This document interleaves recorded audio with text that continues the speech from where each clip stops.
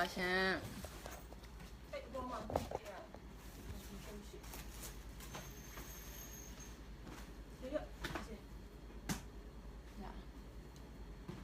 မင်္ဂလာပါ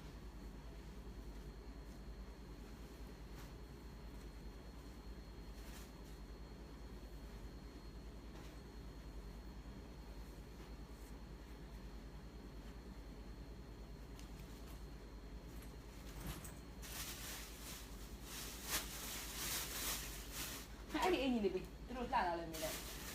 အင်ကြီးဝယ်လာတဲ့အင်ကြီးအစ်စ်ကလေးတစ်ထည်ဝယ်ခဲ့တယ်လှလာလို့မေးကြင်လို့ပါကြည့်ပေးနော်ဘိုင်းကြည့်ပေးနော်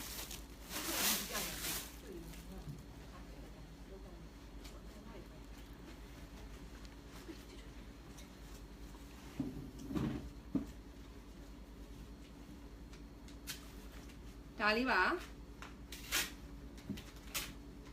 ဟိုကဖြူကြိုက်တယ်နောက်ပြီးတော့ဂျိုးကြိုက်ရုပ်လေးပါလို့အောက်ဒီမှာဟာလားမိန်းကလေးဆန္ဒပေါ့နော်နည်းနည်း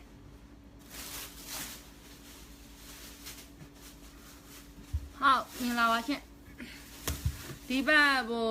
9ရက်နေ့ပေါ့နော်အမမီးတွေလည်းမရှိဘူးနော်မီးတွေဖွင့်လိုက်ကောင်း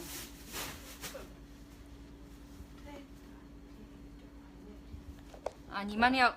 အင်ကြီးကိုစားရင်ရှောက်ဝယ်ပြီးတော့ရောက်လာတာပါ